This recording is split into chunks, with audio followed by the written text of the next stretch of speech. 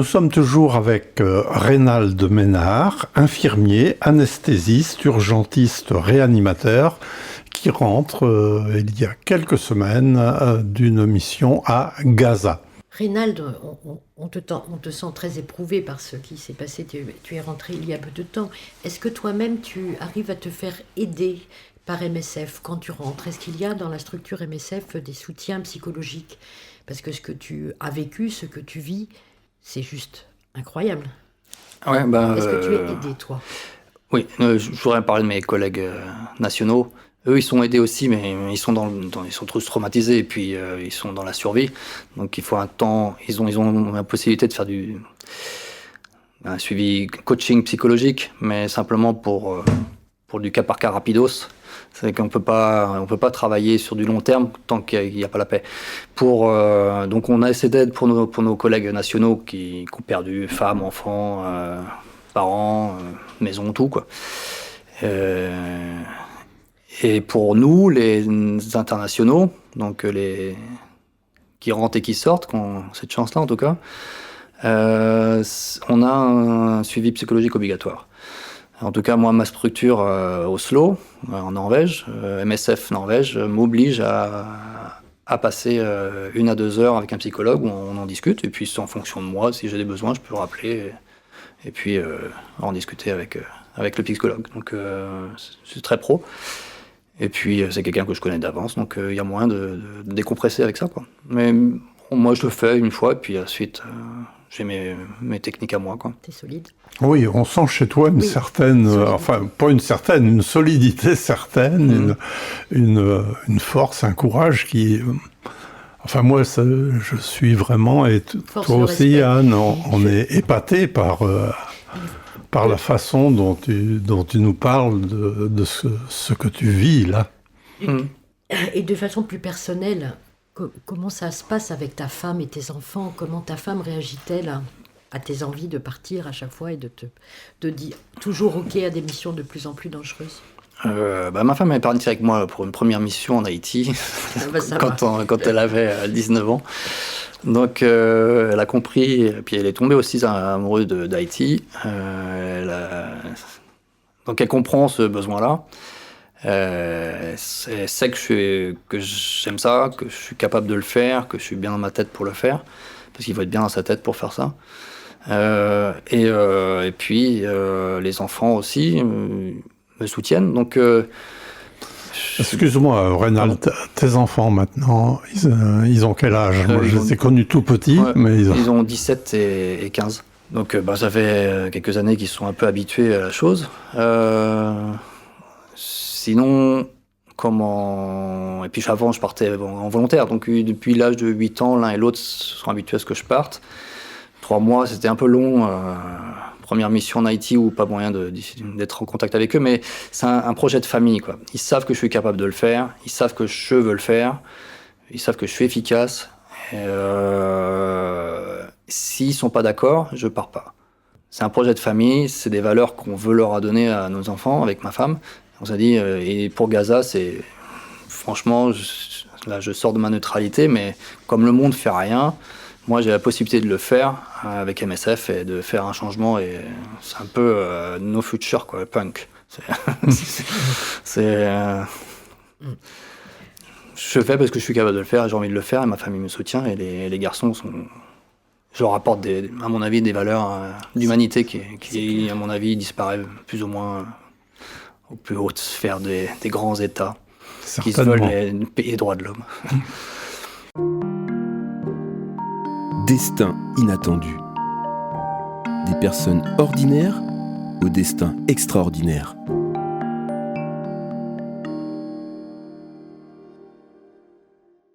On se dit, moi je me suis dit que ça doit sûrement être difficile de temps en temps, aussi bien pour ta femme que pour tes enfants, mais qu'ils en tirent aussi indirectement un bénéfice assez extraordinaire, parce que ils vivent aussi quelque chose d'extraordinaire en même temps que leur père. Enfin, je sais pas si je suis clair. Oui, disons que surtout pour Gaza, les garçons sont plus discrets. Ma femme, on en discute beaucoup plus, quoi, forcément. Parce qu'elle doit gérer la logistique et puis elle doit gérer si jamais il se passe quelque chose, quoi. Parce que tu signes un document comme quoi tu acceptes tous les risques. Et les risques, ils sont colossaux. Mais comment eux de savoir qu'ils sont avec moi, ça me permet d'être focalisé pour mon boulot, quoi. Et je sais que ça les travaille parce qu'eux, ils ont l'information de Gaza où ça pète tous les sens. Ils savent pas où je suis, mais ils savent que je bouge parce que mon boulot, c'est de bouger tout le temps, d'aller voir les endroits, et voir comment ça travaille, et puis d'aider, de donner un coup de main s'il faut. Et donc, je suis surexposé. Donc, pour ma femme, elle dit que c'est quand même difficile dans le sens où elle a peur qu'à un moment ou à un autre, elle a une info, quoi. Puisque, comme je disais, les soignants, les humanitaires sont pas à l'abri, quoi. Est-ce que les téléphones portables, vous pouvez avoir chacun un téléphone, appeler votre famille tous les jours, ou est-ce que c'est restreint là aussi? Moi, je le fais pas tous les jours parce que j'ai besoin de me concentrer dans le travail, quoi. J'ai besoin d'être focalisé. Donc, j'ai le WhatsApp comme beaucoup d'autres. Donc, ma femme peut voir sur mon téléphone personnel si jamais j'ai du réseau, parce que c'est pas forcément, on a de la Wi-Fi ou des systèmes Starlink, des systèmes satellitaires, si c'est pas brouillé par les Israéliens, parce que ça aussi on n'a pas de garantie que tout d'un coup c'est pas brouillé et on est sans réseau ou sans capacité de communiquer avec le monde extérieur pendant plusieurs jours, quoi. Ou si on n'a pas d'essence, si on n'a pas d'électricité, c'est pareil, on n'a pas de vélo d'appartement pour gonfler la batterie, quoi. Donc elle voit que si c'est le code qu'on a, elle voit que je me suis mis sur WhatsApp, et c'est que je suis en vie. C'est un peu c'est rigolo de le dire, mais c'est un peu comme ça, quoi. Et puis quand j'ai des temps libres où je me sens capable de parler, à ce moment-là, je prends du temps pour discuter avec elle, quoi. Puis d'envoyer des petits messages aux enfants autrement, quoi. Mais moi j'aime bien en fait m'isoler dans ce travail-là, donc je prends pas tous les jours contact avec ma famille. Mais beaucoup de mes collègues le font parce que c'est une exigence de leur famille ou de leurs amis ou de leur mari. Après, on n'est pas beaucoup de papa, maman dans ce genre de mission, hein. Attention, je devais être le seul et l'unique dans les 2 missions que j'ai fait.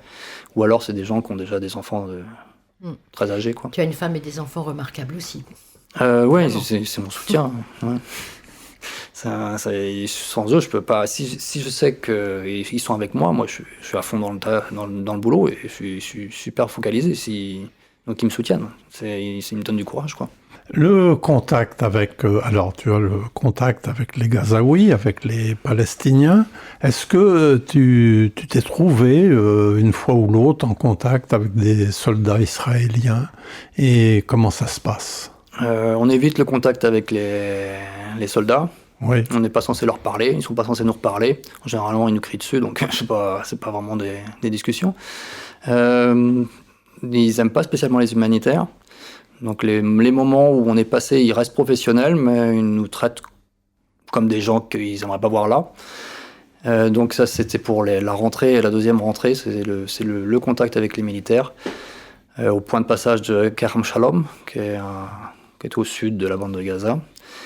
Donc non, on leur parle pas le moins possible, ils nous parlent pas le moins possible, on évite les interactions.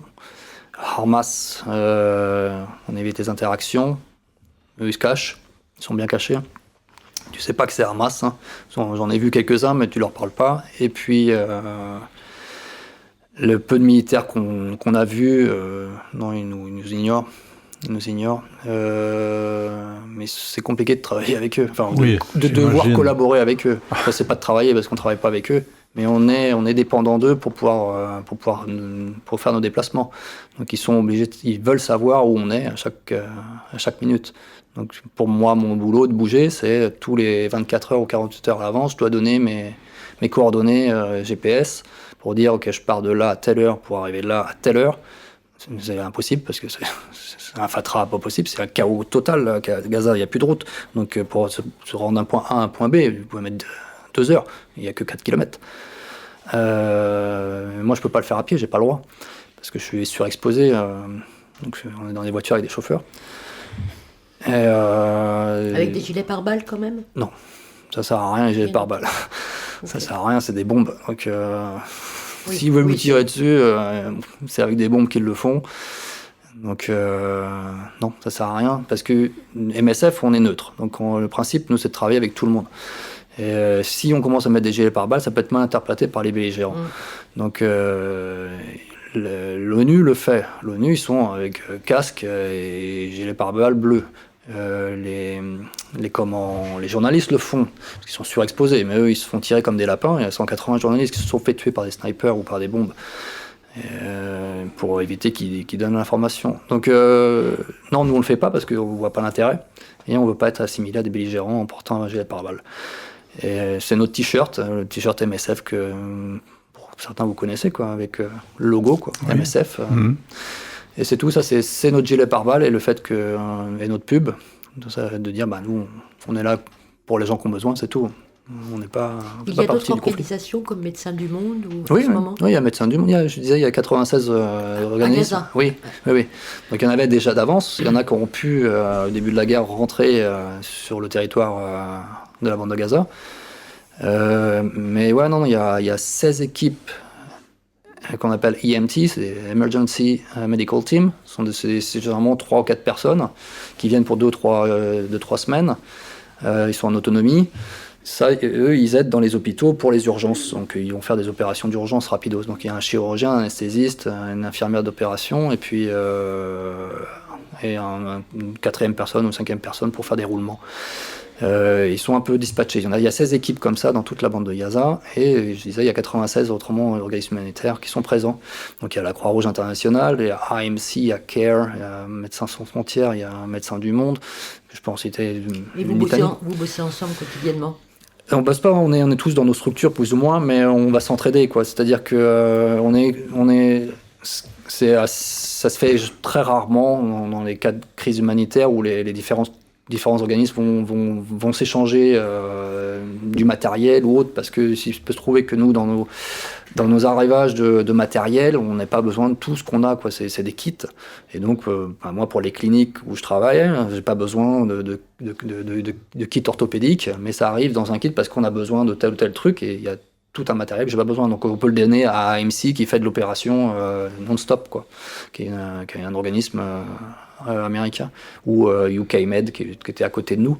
Donc on travaille beaucoup en collaboration. Et puis les Nations Unies, donc par l'égide de OCHA, qui est le bureau des affaires humanitaires, on a des systèmes qu'on appelle des rosters, donc c'est en fait des réunions où les différents chefs de mission de chaque ONG vont se retrouver pour parler problèmes d'eau, problèmes de violence, ou problèmes de nourriture, problèmes de produits sanitaires, comment on fait pour rentrer du matos, qui a quoi, qui va prendre cette zone-là pour faire la distribution d'eau, puisque ça c'est un thème, s'il n'y a pas d'eau, les gens vont mourir. Donc il y a une belle solidarité, je dirais, pour dans l'épreuve de travailler tous ensemble main dans la main quoi, parce que on a que ça. Et si jamais il arrive quelque chose à l'un, il y a toujours moyen à l'autre de venir dans nos structures pour échapper à la mort, ou parce que ils ont dû évacuer quoi. Donc il y a moyen de travailler ensemble pour s'auto-aider quoi. Alors concrètement, de s'entraider pardon. Oui. La radio s'écoute aussi en local sur le 95.9 FM et en DAB+. Radio Laser. Concrètement, toi, Reynald, tu es dans tel ou tel endroit de Gaza. Tu dis que tu te déplaces souvent. Ouais. Concrètement, où est-ce que tu dors ? Tu es dans une tente, dans un hôpital, dans une chambre, dans un souterrain Non, on dort dans une petite maison qui est dans la zone de Mawassi. Je ne sais pas si vous avez entendu parler, c'est ce qu'on appelle la zone humanitaire, enfin que les Israéliens ont décrété comme la zone humanitaire, et qui est censée être pas dangereuse, ce qu'il faut, parce qu'ils peuvent tirer, ils tirent là, ils tuent beaucoup de gens là aussi. Donc nous on a une maison avec un patio, et puis c'est aussi moi mon lit c'était mon bureau quoi. Donc et on dort en dortoir, on est tous ensemble, hommes-femmes mélangés. On est que dans les missions, on était 6, la première mission que 6 internationaux, la deuxième 10, parce qu'on avait augmenté notre projet. On était sur 3 grosses cliniques, comme je disais, on accueille 700 personnes par jour, donc ça fait 45 000 au mois quand même, sur les 3, plus l'aide à Nasser, l'hôpital de Nasser, donc en pédiatrie, en réanimation pédiatrie, puis un programme humanitaire pour alimentation, et puis maternité et autres. Donc on vit tous ensemble, on fait tous notre boulot. Moi je bougeais tout le temps, quoi, mais on a un point de chute, c'est notre base, avec possibilité de travailler sur place. On est nourri par les locaux, on n'a pas le temps de faire notre bouffe, donc on mange 2 fois par jour parce qu'on n'a pas le temps de manger le midi en général. Donc ça c'est la vie, et puis on essaie de dormir quand on peut dormir parce que c'est bruyant, quoi, Gaza, c'est la guerre. On imagine. Donc c'est feu et lumière tout le temps, quoi. Donc il faut dormir, et puis on s'aide les uns les autres parce qu'on est tous ensemble dans les mêmes pioles. Donc il y a des femmes? Oui, beaucoup de femmes. Hein. Ouais, dans la dernière mission, on n'était que 3 hommes, 7 femmes. Dans les métiers comme les tiens, infirmiers Ouais, on n'est pas beaucoup d'infirmiers en fait. Très peu d'infirmiers. Comme MSF, nous on recrute du personnel national, quoi, local. C'est eux qui connaissent le boulot, c'est eux qui connaissent la culture, c'est eux qui connaissent la langue. Et moi je parle pas l'arabe. Ils ont parfois un bon niveau d'anglais, mais pas tous. Donc c'est eux qui vont voir les patients. Moi, je m'assure que le boulot est bien fait. Mais beaucoup de femmes dans nos collègues, mais il faut des gens qui font l'administratif, il faut des gens qui font de la logistique, il faut des gens qui gèrent les points de flotte. Donc, ils font ce qu'on appelle wash, l'élimination des déchets, plus s'assurer que l'eau qu'on a, elle est potable. Et pas que pour nous, les internationaux qui devons boire aussi, mais pour toutes nos structures. Donc, et puis, s'assurer pour les transports également, donc ça c'est la logistique, mais aussi pour développer nos structures, pour développer les cliniques, parce qu'il va falloir faire des trucs en bâche, il va falloir faire une salle d'accouchement. Moi je vais décider, c'est comme ça. Moi je suis le médical, je fais des commandes, et la logistique vient avec moi voir est-ce qu'on peut le faire ou on peut le faire, quoi. Donc on est très peu de médicaux en fait dans les internationaux. Là on n'était que 2 infirmiers en direct, et puis ensuite sur ce qu'on appelle les PMR, qui sont des projets medical referent, donc qui s'assurent que je vais pas rentrer dans les détails, mais là aussi c'était aussi des infirmiers. On était 4 infirmiers en tout pour 10 personnes. Et dans cette zone que tu disais protégée, mais pas très protégée quand même. Aussi, oui. Alors, vous subissez des bombardements, ça tombe pas loin de... c'est plus sporadique, quoi. C'est pas... si vous allez maintenant dans la Nord Gaza, dans les endroits qui s'appellent Jabalia, où il y a le djihad islamique et Hamas qui sont comme des lapins, ils sortent des tunnels et puis ils tirent et puis ils se recachent. Et puis Israël dévaste tout en haut. Là, ça canarde bien. Et sur des Halbala, mais il peut y avoir des moments où le Hamas va surgir d'un endroit à l'autre et il va y avoir des évacuations. Donc les bombardements, il y en a tout le temps. Moi, les 2 fois où je suis allé, il y en avait tout le temps. J'ai dû compter en mars-avril, c'était la bataille de Khan Younis. On était à 1 kilomètre des bombardements. Enfin, c'est des bombes d'1 tonne pour certaines. Ça fait tout bouger à 5 km à la ronde, quoi.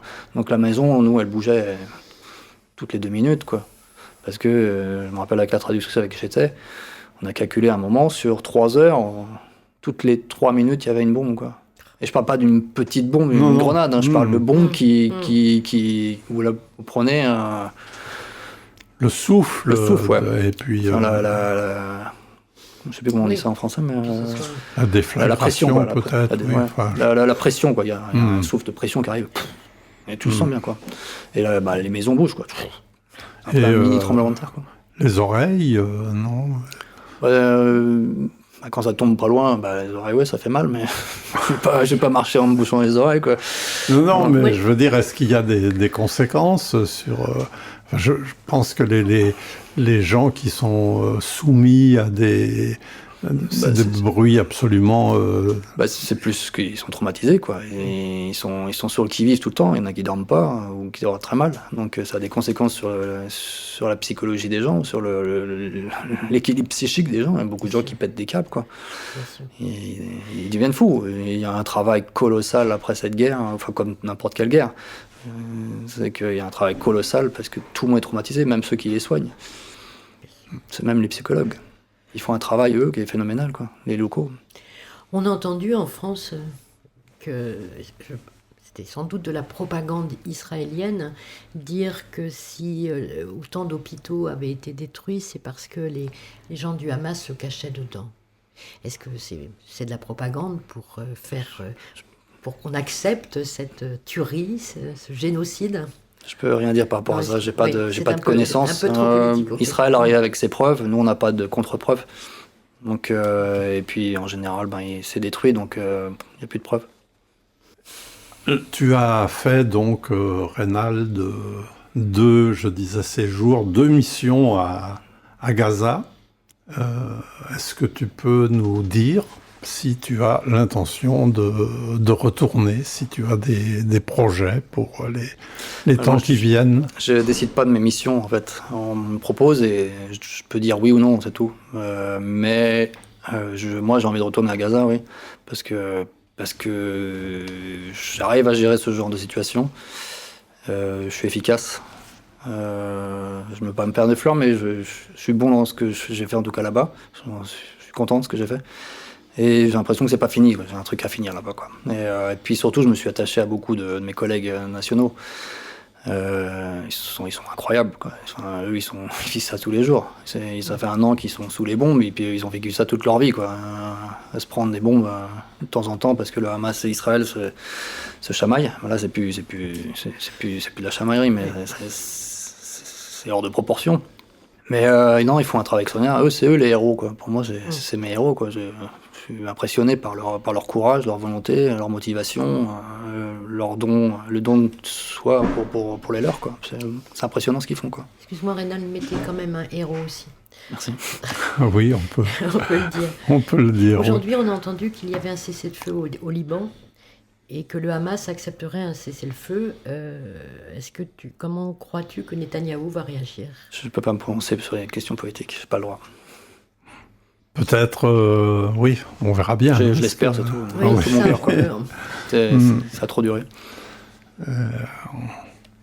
Parce que la question qui se posait aussi, c'est est-ce que justement Israël ne va pas retourner encore plus ses forces vers le Hamas? Mais bon, ça, je pense que là, on ne peut rien dire. On peut faire des suppositions. Oui, tout à fait. On comprend bien ta neutralité par rapport à MSF. Oui. Alors, pour revenir sur MSF fonctionne surtout grâce à des donations, je crois. Oui, des dons des particuliers. Des dons. Est-ce que l'ONU, dans le cadre, là, il y a eu la COP 29, qui a donné quelques milliards pour le réchauffement climatique, mais qui ne sera évidemment 300 milliards, mais qui ne seront évidemment pas suffisants. Est-ce qu'il existe une organisation comme la COP qui donnerait des financements un peu plus importants pour toutes ces actions humanitaires dans tous les pays en guerre ou en souffrance? Il y a les Nations Unies, via OCHA, via le UNRWA, qui est le bureau pour les tu parles directement de Palestine, pour la Palestine, oui, ou en général? De parler généralement et aussi pour la Palestine. Généralement, ça va directement via les Nations Unies, quoi. Mais c'est pareil. Enfin, si je parle pour MSF, on évite que même un gros donateur comme les Nations Unies soit en majorité dans nos dons, parce que sinon, on se retrouve à devoir faire des choses qu'on n'a pas forcément envie de faire parce que ou alors on va se sortir redevable, et c'est justement ça que nous on veut éviter, on veut être indépendant. Donc on est vraiment sur les dons des particuliers, ou des entreprises, mais oui, d'où l'importance des dons. Non, oui, il y a des grands acteurs humanitaires qui vont aider les organismes humanitaires comme MSF ou d'autres. Mais les Nations Unies aussi ont leurs gros organismes, donc comme l'UNICEF ou comme en UNRWA, je disais, c'est le bureau pour les réfugiés palestiniens qui existe depuis 1967, qui va être supprimé de Cisjordanie et de Gaza, puisque les Israéliens ne vont pas les autoriser sur leur territoire, ce qui va être une catastrophe. Parce qu'on est dépendant d'eux dans la bande de Gaza pour travailler. On est dépendant de l'UNRWA, nous, pour les humanitaires, pour beaucoup de choses, au niveau logistique, au niveau facilité de rentrée du matériel. Ils ont une logistique qui est colossale, puisque ça fait plus de 40 ans qu'ils sont là, 50 ans, quoi. Et tout d'un coup, ils n'ont pu être là du tout, quoi. Et puis, ça représente des milliers d'humanitaires qui travaillaient pour des locaux, des nationaux, qui vont se retrouver à la porte, quoi. Oui, j'ai entendu dans une interview que tu parlais que tu irais peut-être, si MSF te le demande, au Soudan, donc un autre pays où il y a un carnage, et dont on n'entend pas beaucoup parler. Malheureusement. Voilà. Est-ce que tu peux nous dire un peu quels sont les pays où votre aide à vous, humanitaire, médicale et autres, serait à faire savoir, surtout pour... Bientôt, le Soudan, c'est la plus grosse catastrophe humanitaire actuelle, devant Gaza, bien loin. C'est 150 000 morts en un an. Je ne parle pas des violences sexuelles qui sont colossales. Je ne parle pas de problèmes de famine qui commence à monter. Et puis c'est pareil, c'est des belligérants qui sont sur place qui font fi de tout devoir de réserve, qui attaquent les populations civiles et les humanitaires. Donc c'est extrêmement difficile de travailler là-bas. Au Soudan, ça va être une très très grosse catastrophe. Ça c'est déjà. Burkina Faso. Ouais, je ne peux pas forcément me prononcer par rapport à tous, parce que je ne connais pas malheureusement tous les zones de conflit ou tous les endroits où il y aurait besoin qu'on soit, où on est déjà présent. Mais la République centrafricaine, qui est un pays où les besoins sont immenses depuis des décennies. Haïti, qui est aussi une crise oubliée d'une certaine façon, même si ça fait la une des journaux souvent en France, parce qu'on a un peu un lien avec Haïti indirectement. Mais la Birmanie, il y a tellement de catastrophes. Toi, demain, ça peut être le Soudan, ça peut être Gaza. Moi, si je pouvais choisir, ce serait Gaza. Après, Soudan, on me demande si ma famille m'autorise, quoi, si ma femme et les enfants sont d'accord. Mais Gaza, comme je disais, j'ai pas fini, quoi. J'ai envie d'y retourner, et puis parce qu'il y a besoin de gens. Et donc, moi, j'estime que c'est bon que les gens qui sont déjà retournés, qui sont déjà allés une fois ou deux fois, ils retournent parce qu'ils savent à quoi ils ont affaire, ils savent comment fonctionner sur place, ils ont un historique déjà, ça va beaucoup plus vite. Il faut du temps pour se remettre dans une mission, surtout dans un endroit aussi dangereux. Il y a de la prévention au début, et puis pour certains, c'est des gens qui n'arrivent pas à dormir. Moi, je dors super bien, c'est bizarre, mais malgré les bombes, malgré les cris, malgré... Tu dors avec les bombes. T'es vraiment solide, toi. Ouais, mais t'es fatigué aussi. Le boulot, et tu bosses tout le temps, quoi. Tu te lèves le matin, tu bosses, tu te couches, et tu te sens en train de bosser. Donc c'est le boulot dodo. C'est ça, c'est boulot dodo. Manger, boulot dodo, manger. Mais c'est un super boulot, c'est génial. On est bien ensemble. Radio Laser, sur le 95.9 FM et en DAB+.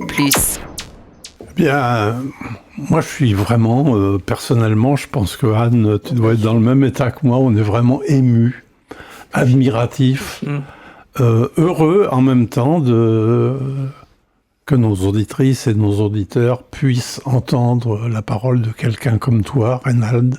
C'est vraiment, je dirais, phénoménal. On aurait plein de choses à dire encore. J'espère qu'on aura l'occasion de se revoir, parce que tu reviens quand même de temps en temps à Guichen. Oui, c'est la maison. Oui. Et donc, nous allons dire au revoir à nos auditrices et à nos auditeurs. Te dire un grand merci, Reynald. Merci. Merci pour nos auditrices et pour nos auditeurs. Merci pour les personnes dont tu prends soin, prendre soin des autres. Et puis merci tout simplement. Moi aussi, je voudrais te dire merci, et je voudrais te dire, Reynald, prends soin de toi pour pouvoir encore prendre soin des autres. C'est ce que je fais. Bravo, vraiment bravo. Aider les autres, c'est se prendre soin de soi aussi. Oui. Donc, nous concluons sur ces quelques mots. C'était une émission, alors on va dire une spéciale Destin inattendu, une émission qui, je pense, touchera beaucoup de nos auditrices et de nos auditeurs. Et qu'on parle plus en France de ce qui se passe dans ce pays, Voilà. de ce génocide. Très bien. Et qu'on signe les pétitions que l'on voit sur les réseaux sociaux. Merci Reynald, merci à vous toutes et à vous tous qui nous avez écoutés. Au revoir. Au revoir. Au revoir, merci.